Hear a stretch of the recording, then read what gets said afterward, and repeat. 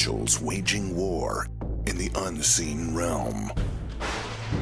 Global events fulfilling biblical prophecy. Eternal life. What lies beyond mortality? From analyzing the paranormal from a biblical worldview to the discussion of cutting-edge science and technology, conspiracy, discovery, special investigative reports. Unafraid to explore the challenging issues facing humanity. Welcome to another edition of SkyWatchTV.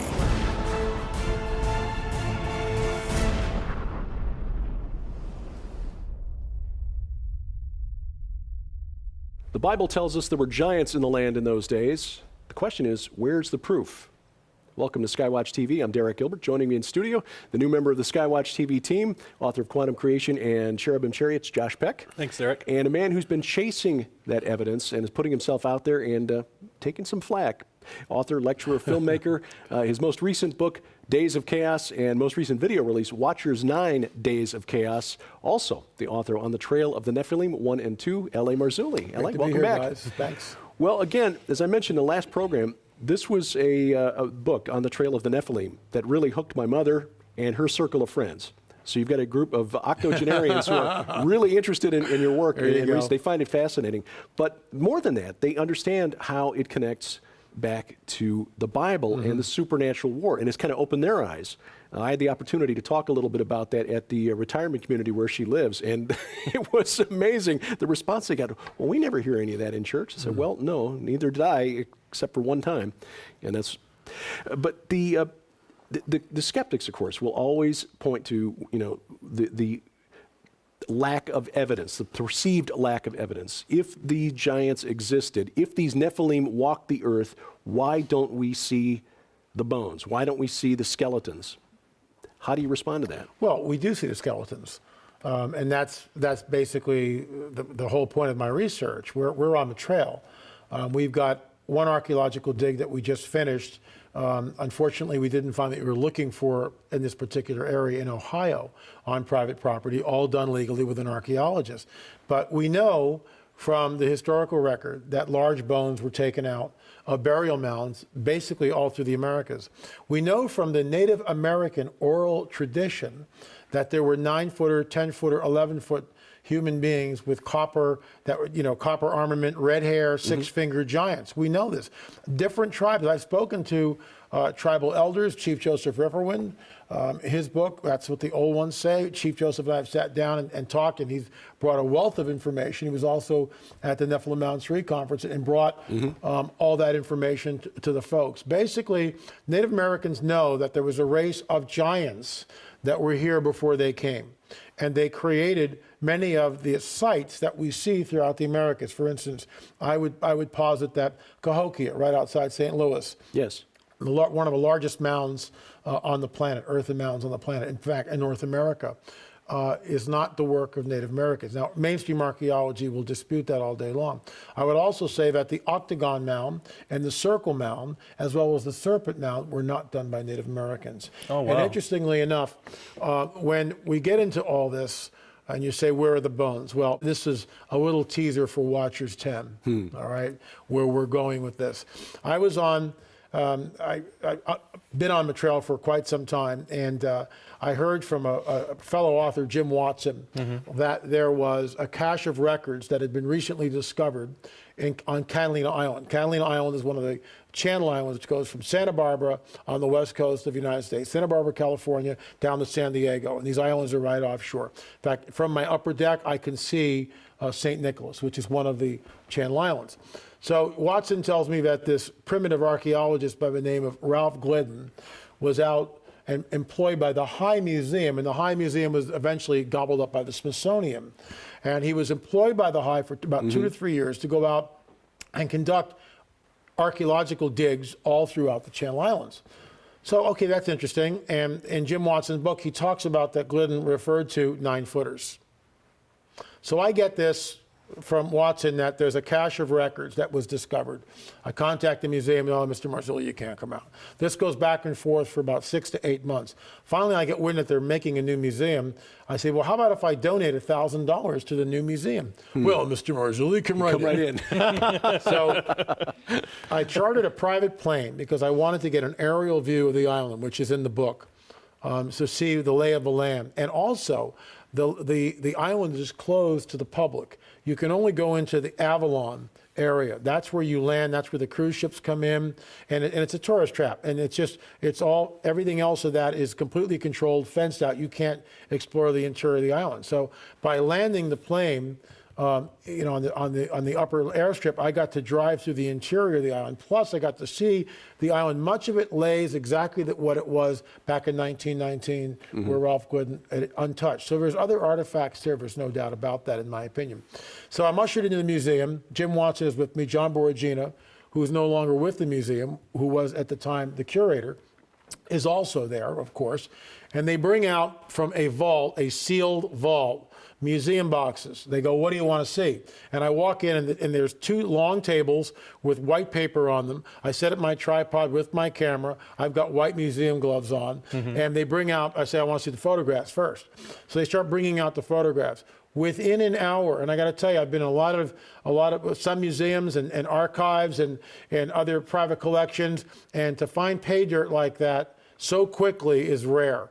And within an hour, I found pay dirt. And what I mean by that was, at first, the picture that I saw, which was very telling, was a burial where we don't know whether it's male or female, very elongated skull in the burial, extremely elongated skull, and the child next to it had a cone head like this. I show in the book that here we are on Santa Catalina Island, or the Channel Islands, thousands of miles away from Peru, and yet elongated skulls that we see match almost exactly. And I show this, I A/B it. Here's a photograph of a skeleton called Waikiki, which we've seen, and we're in the process of getting permission to take DNA samples from that. Very elongated skull from Waikiki. And here's this picture from 1919 of a very elongated skull found on Catalina. It's not supposed to be there. So then I'm finding other photographs, and I found a 6-fingered skeleton. And we actually took that skeleton and we had it analyzed, and that's basically a 9-footer. The main pay dirt, and this was on the History Channel, In Search of a Lost Giant with Jim Vieira. Now, Vieira brothers, with all due respect, they called me and they said, what did you find in Catalina? Fool that I was, and I'll never do this again. I shared a picture with them. I'll never do that again, because I didn't know at the time they had a production deal. And so the History Channel flew the Vieira brothers out to Catalina, because here's physical evidence. They didn't have any physical evidence. They didn't have a picture. They used my findings, and they went in and made it look like the Vieira brothers found the picture. Oh, wow. The Vieira brothers didn't find the picture. I found the picture. When I got wind of that, I preempted the show by releasing on the blog, lamarzulli.wordpress.com, the picture. Anyway, the picture is this.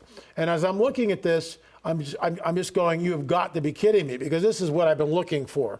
This is a smoking gun. And I called Boragina over, and he's just going, oh my gosh. Now remember, Boragina, the curator, also went on the record in On the Trail of the Nephilim, Volume 2, that's where all these photographs are, that some of the pictures in the cache of records went missing. Oh, wow. Some of the pictures went missing, and he doesn't know where they went.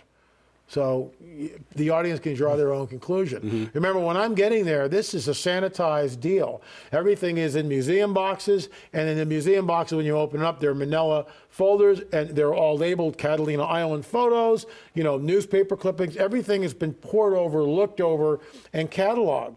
And so here I am with this picture, and it shows Ralph Gooden, and we know his height, is 5'8". And in front of him, in situ, it's not a bone pile, is a very large skeleton.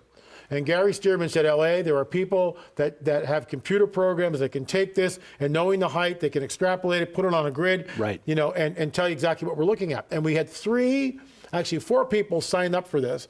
One man just offered, he looked at the photograph and attested that it was not photoshopped in any way. Recently, there's been pushback. Well, LA photoshopped the photo. Nonsense. Nonsense. Yeah. And I'm sitting here with my camera going click, click, click, click. I can't even believe what I'm looking at. And so Ralph Glidden is 5'8". We know that. And in front of him is this skeleton. 3 of the people, and there was no collusion. They had no idea that there were 3 people working on this thing. They all placed a skeleton right around 9 feet. That's not supposed to exist. It's not supposed to be there. And the fact that we found 2 skeletons from this cache of records showing a 9-footer. This is where, and this is what's in Watchers 10, and I'll just whet your appetite. So Richard Shaw, my business partner and the director of the Watchers series, and I go back to Catalina because we want to film me in the museum talking about this for a future Watchers. So we walk into the museum, and the Ralph Glidden display has been reduced. So we turn the corner, and there in front of us on the wall is the picture that I discovered in the archives. It's blown up. The picture I saw was, very small picture, about this big. This picture is like this. It's huge. They've blown the thing up, except the skeleton has been cropped out of the picture.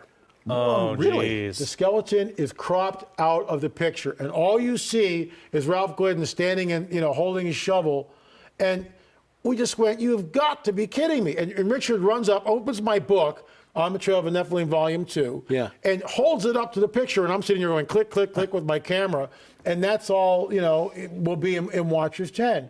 Wow. It is, and I went to the curator, the assistant curator, and I said, "Why did you guys do this?" "Well, this is how I got the picture." Now, if that's not spin, I don't know what is. If that's not obfuscation, deliberate obfuscation, I don't know what is. What do you think is the motivation between all this, or behind all this deliberate suppression of all this evidence? Why is it so hard to come by, and then even when you do find it, stuff like that happens? Everything that people go, "LA, what does this have to do with Jesus?" It has everything to do with Jesus. Because what we're doing is we're pointing back to the veracity of the biblical prophetic narrative. Not only that, but we're tying that into the Native American oral tradition. And so what's at stake here, and I think people know this, the Darwinian paradigm is sacrosanct throughout academia and the scientific community. That's what's embraced. That's what people adhere to. That is, if you want to be a biologist, you better adhere to the Darwinian paradigm. Yeah, I know. Right. Sharon hears it all the time. Yeah, exactly. Or you're not going anywhere in your career. And so that's what's at stake here. And the fact that what we're showing is that there were giants that roamed the land. And, the skeptic can say what they want. I've got photographic proof, photographic evidence. And the Vieira brothers, with all due respect, and I like Jim and his brother. I mean, they're nice guys. But they had me on in the last installment of In Search of Lost Giants on the History Channel. You can, go to the History Channel and see that. And I'm talking about the Nephilim and the 9-footer and all the research, and then they spin it. Now, I don't believe the Vieira brothers spin it. I believe Prometheus Entertainment, or the producers of the show, spin it. Yeah. Immediately, they start going into the Darwinian paradigm. Yeah. And they show, the little chimp standing up going, "Oh, I'm standing up," in the evolution into modern man. Which, of course, we as Christians do not believe. We believe that we are created in the image and likeness. There is no evolution involved in our creation at all, period. We're created from the dust of the earth, ex nihilo, boom. We're fully intact. And that's what's at stake here. They're terrified of it. And the reason is, if there's a supernatural, then maybe the Bible is true. And if the Bible is true, then who is this Jesus character? And oops, maybe I should start dealing with my own sin, my own depravity. Yeah. And do I need a redeemer? It opens up the whole can of worms. And I love that. The UFO phenomenon, now that you mention it, let's touch on that a bit, because that's been something that you've looked at repeatedly in the Watchers series of DVDs. Yes. You enlisted the help of Dr. Roger Lear, who was a great assistant. Researcher. Yes. Why does the UFO phenomenon have any connection to theology and Christian doctrine? Why should we as Christians care whether or not people believe the earth is being visited by little green men? Even the elect would be deceived if that were possible. Men and women faint from fear from what is coming upon the earth. Those are admonitions by our Savior. Why does he say that? Why is he warning us of these things? Jesus warns us, and I don't really have enough time to get into this, but he warns us it'll be like the days of Noah when the Son of Man returns, which immediately calls us back to Genesis 6. And Genesis 6 is sort of preempted, if I can use that, by Genesis 3, because it says that the seed of a serpent will be at enmity with the seed of the woman. There's going to be a seed war, and this is what we need to come to grips with. Genesis 3, the seed of a serpent is literal, and it culminates in the Antichrist, which will be literally sperma, because that's what it is. The sperm of the fallen cherub will somehow impregnate a woman, and the Antichrist will be basically a Nephilim. That's what it is. Now, it'll be like the days of Noah when the Son of Man returns. That's genetic manipulation. That's creating a hybrid race. In Watchers 7 and Watchers 8, we interviewed a man who was abducted when he was 5 years old, and he was implanted. And we had physical evidence of that implant. We had it on a Gauss meter, we had it on an X-ray, a CAT scan. When we finally, it was giving off a radio frequency of 330 hertz. Little thing about the size of the end of a pencil then. How is it possible? Real, hardcore, scientific evidence. It's all in Watchers 7 and 8. And we also talked about in our book, Further Evidence. I mean, this is cutting edge stuff. I don't know if anybody else is doing it. And so we take him to Dr. Matriciana into the operating room. He's the head surgeon. He takes the little wand from the ultrasound, takes the X-ray. Oh, it's right there. Puts a little black dot, squirts the gel on, goes like this. Less than 2 minutes, he finds the implant. We'll see you in 2 weeks. We'll take it out. 2 weeks go by, and we've got 3 camera crews in there. We've got 15 people in a waiting room watching this whole thing on HD monitors. Dr. Matriciana's there, Dr. Roger Lear is there, Richard Shaw, the director and my business partner is there. I'm there, obviously, watching this thing. And for an hour and 20 minutes, Dr. Matriciana goes over a 3-inch by 8-inch strip of flesh. He can't find anything. It's like the thing is being cloaked. Wow. And this is spiritual warfare 101. This is astounding. I'm sitting there, and I get the tap on the shoulder from the Spirit of the living God. You need to pray, and you need to do it now. So I go, okay, this could sound really weird. I'm in a room full of non-believers. But as a believer, I take authority over the situation, and I go, I'm going to pray, and I'm going to do it now. And my prayer went something like this. Father, if there are forces which are cloaking this device, I pray that you would break their power and do it soon. Less than 2 minutes later, the image comes up on the screen. It just goes like this, and everybody goes, whoa, what's that? We take the implant out. What we believe, the mark of the beast, is something that is far more sinister than an RFID chip. And we know that the mark of the beast, anyone who takes it winds up in the lake of fire. There is no grace and mercy. And the only time I see that in the biblical prophetic narrative is where the Nephilim are. And the fact that these implants are there, and Roger Lear, Dr. Roger Lear, the late Dr. Roger Lear, our good friend and colleague, has taken 17 of these out of people. There is a breeding program. We are in days that are like the days of Noah, except it's different. Their seed will mingle with the seed of men, but it will not cleave to them. The word cleave, Jim Williamson's work, is the same word that we get back in Genesis. They're not taking marriage anymore, so it's similar. It's like the days of Noah. This is hardcore physical evidence. I'm not making this stuff up. It's all on film, Watchers 7, Watchers 8. This man was abducted. He talks about his abduction on camera. He's terrified. In the residue of this, we do follow-ups with this guy every now and then, make sure that he's not being abducted and he's okay, because it's horrible what's happening. There's a breeding program going on, and this is what's so critical to understand about Genesis 3 and Genesis 6. There's a passage in 2 Thessalonians, and I realize it's controversial, but it basically says that the son of perdition, the Antichrist, will not be revealed until the apostasia in Greek. The apostasy takes place. It's an event, the apostasy. Plenty of room between the apostasy, rapture of the church, and then the son of perdition being revealed. And here's the Christian church. We won't even talk about it for the most part. That's right. We won't even address the subject. But every Friday night and your kids are watching this stuff, and your kids are being brainwashed by ancient aliens and by the stuff that's out there, the movies like by Prometheus a couple of years back. Watch the X-Men this year. It's in our face. We need to push back. The sci-fi special, Childhood's End. Bingo. The dramatization of the Arthur C. Clarke novel. I think we need to really emphasize that if and when these things show up, that this is a spiritual invasion. This is not a natural invasion. These are extra-dimensional creatures, not intergalactic creatures. Which leads to the question, the gentleman you featured in Watchers 7 and Watchers 8, who had the implant removed, how has his experience affected his faith?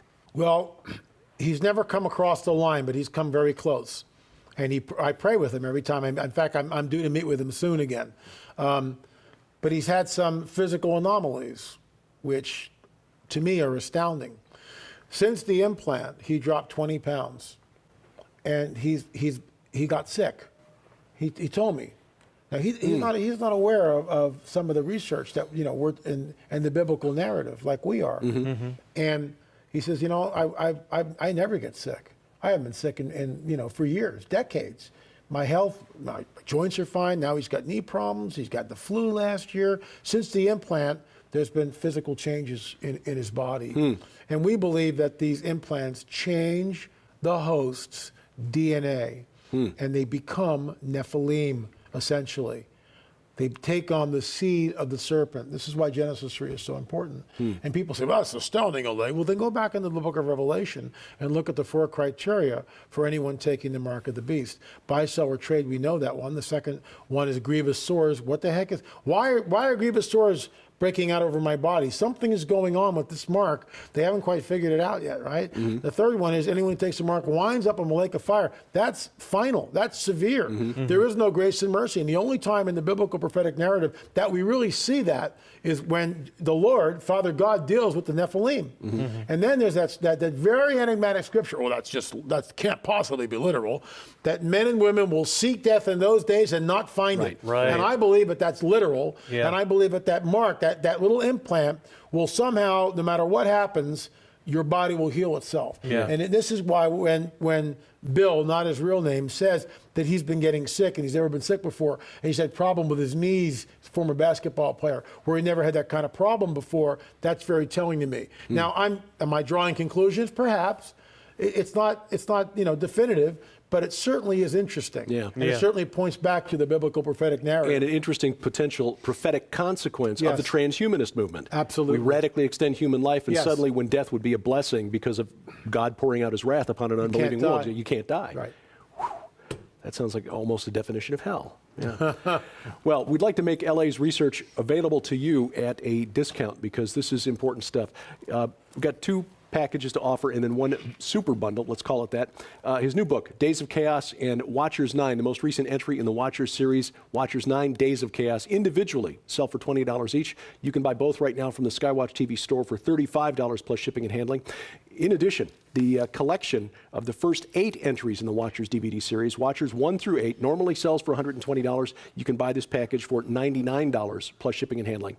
But if you'd like to get all of it, Watchers 1 through 8, plus Watchers 9 and the book Days of Chaos, normally together $160 value, yours $120 from the SkyWatch TV store, available online at skywatchtvstore.com. Should mention LA will be one of the featured speakers at the upcoming Rocky Mountain International Prophecy Conference, as will Josh Peck, his first time out. Yeah, absolutely. I'm excited about that. So we'll be looking for that. Fun. Where do people follow your work, LA? Well, a couple of places. LAMarzulli.net is the website, but our new TV show, PPS Report, Politics, Prophecy, and the Supernatural Report, ppsreport.com. And we're starting to slowly, get up and running. But I try to do 2 or 3 daily updates a week, and we're getting ready to, interview guests and that type of stuff. So we're excited. Fantastic. We'll look forward to checking that out. It's a lot to keep up with, but you've got the resources right here, thanks to LA. And we thank you for watching. For Josh Peck, I'm Derek Gilbert, and this is SkyWatch TV. To celebrate the release of Nita Horn's inspiring new book, No Fences, SkyWatch TV would like you to tell your story, because after all, even if you don't think so, you actually have a story. Send in your story, and we are going to choose the 10 best, and they'll be published for Christmas release in an anthology of those stories, along with the book that you buy that is actually only $19.95. Am I right on that? That's correct. For free. Tom Horn, crazy guy, he's throwing in a journal, which on its own, most of these retail for $20 on their own. So this journal is to help you start writing your story. When you buy the book, not only are you going to be enrolled in this, and you can send in your story, but you'll get a plastic pony, you'll get a journal of your own, and the proceeds from the book are going to help fund the studio we're building for SkyWatch Women, and Nita Horn is going to be one of our panel members. The 10 authors who are selected for the anthology, published by Defender Publishing in time for Christmas, will also receive a $500 cash prize. That'll go a long way at Christmas time, won't it? Yes, it will. Even if your story is not one of those selected for the anthology, if you've taken the time to write your story, you've left a legacy for your children and for your grandchildren. Amen to that. For complete instructions and details on this opportunity, please log on to skywatchtv.com/nofences.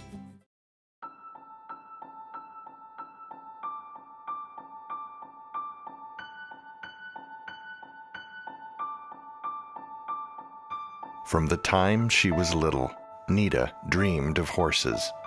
Every childhood fantasy rode on the back of a heroic white steed, coming to save the day. I don't know how long I've had this love in my heart for horses. It's just always been there. And when we were little girls, my sister and I would play all day long. I was always the white horse and she was always the little pink pig.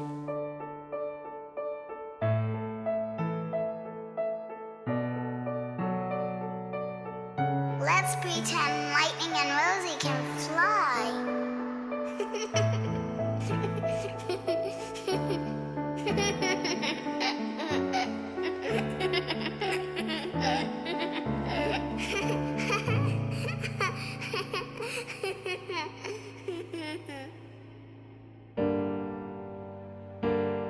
But everything changed in a heartbeat.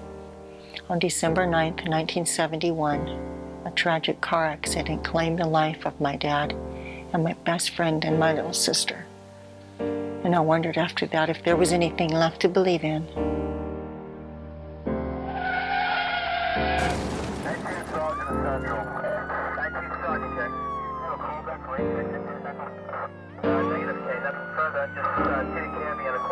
Move aside, let the ambulance through.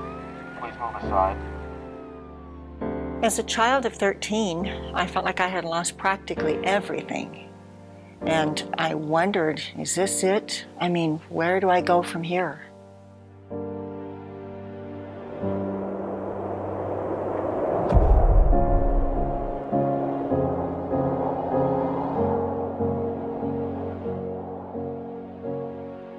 I could not have imagined back then how God could use horses, of all things, to restore my faith and vision for the future.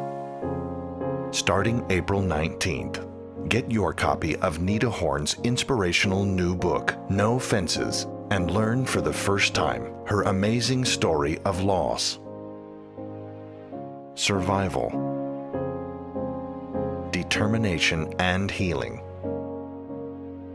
How the vision and love God gave her for these beautiful and majestic animals eventually led to the 150-acre Whispering Ponies Ranch, a general retreat facility, as well as a premier training location that specializes in using and gifting therapeutic animals to benefit the herding.